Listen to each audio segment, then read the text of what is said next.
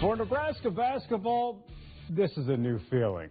The Huskers are typically the court-storming team, not getting stormed on. Such is the price as a top 10 team.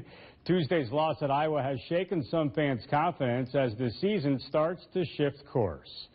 The Huskers have lost 4 of their last 6. But don't lose sight of this. Nebraska is 22-4. That's the record, and it's the best start in program history. There was a time the Huskers were ranked 5th in the nation, another new school benchmark. Ahead is a manageable stretch. First, Saturday's game against Penn State. Then Maryland, also at home, and those teams have combined for 5 conference wins. The West Coast swing will be challenging with trips to USC, then UCLA. That's before the regular season finale on March 8th. It's against Iowa, and what fun that will be after the extracurriculars in Iowa City on Tuesday. 5 games are left on the schedule. This isn't previous years of Nebraska basketball, where stringing together 5 was nearly an impossible task. This team has won 20 in a row, and given the schedule, the Huskers could conceivably finish 27-4. Sure, some improvements are needed, and give Fred Hoiberg a chance to make some adjustments. After all, he may be the National Coach of the Year. Listen, we can't hang our heads. We can't sulk after this one. We got to find a way to regroup and bounce back. We got a big one coming up on Saturday. You want to play your best here down the stretch going into March. So yeah, the team feels a little bit of urgency that hey, we gotta figure it out. Nebraska's current net ranking is 11. It is unchanged after Tuesday's loss. Nebraska is at the forefront of normalizing women's sports. Look no further than the growth, popularity, and participation of volleyball. Not far behind is girls wrestling, which this year has its own high school state tournament for the 2nd straight season. To the CHI Center in Omaha for the championship round. Kenley Harris of Lincoln Southwest reaches the final as a freshman. She gets a pin against the top seed in her weight division. Check out the celebration. At 140 pounds, it's an all-city matchup. Lincoln Southeast's Ray Aldig versus Kyra Haynes of Lincoln East. Aldig caps a perfect state tournament. She doesn't allow a single point on her way to a state title. Harris and Aldig become the first girls state wrestling champions from Lincoln Public Schools.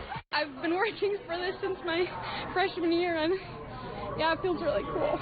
Just hope I made everyone proud. That's all. It feels amazing. Yeah, it's awesome. I honestly didn't. I really thought I was just going to work it out with the points. Just don't give up. Awesome. Meanwhile, York's Anna Purdue captures an elusive gold medal. She's a 2-time state runner-up tonight. Purdue finishes the job. She wins the title at 100 pounds. Lauren Freihoff has wrestled on the stage before. The senior from Seward goes back-to-back. Freihoff, a 3-2 winner. She hangs on, ending her final season of prep wrestling with a 42-2 record. I kind of still am in disbelief. So, yeah, pretty incredible feeling. When I wrestle, I don't really think all that much. I mean, I'm listening to moves, but I just try to keep moving. The girls' team champions are Kearney in Class A and Battle Creek in Class B. Jeff Bargan loves coaching wrestling. He leads the team at Columbus Lakeview. Bargan is also an accomplished football coach. He spent the past 11 years as the Vikings defensive coordinator. Recently, Bargan was selected as Nebraska's recipient for the Broyles Award, the top assistant across the state. They rolled out the red carpet for us. It was pretty awesome, all the gifts that we received and then the recognition and just networking with other coaches. Bargan was recognized as a Broyles Award recipient on Friday at a banquet in Arkansas. He hustled back after a 3 a.m. wake-up call. That's so he could coach his wrestling team at districts. Good on you, Coach. Nebraska football makes it official. 2 coaches in new roles, plus the addition of Tyler Yelk. Special teams coordinator duties will be a joint operation between Brett Maher and Nick Humphrey. Competition turns up this week for Nebraska baseball. The Huskers play 3 Power 4 schools at the College Baseball Series this week. This is a 3-day tournament at Globe Life Field, home of the Texas Rangers. The opponents are Louisville, Kansas State, and Florida State. Notice some CWS contenders in there, which is a welcome challenge for the 3-1 Huskers. I'm not giving anybody credit because this team is in a great spot, and we had a wonderful start. We left a little bit of meat on the bone against Stanford, but we know that we can compete with anybody, and Omaha's the standard.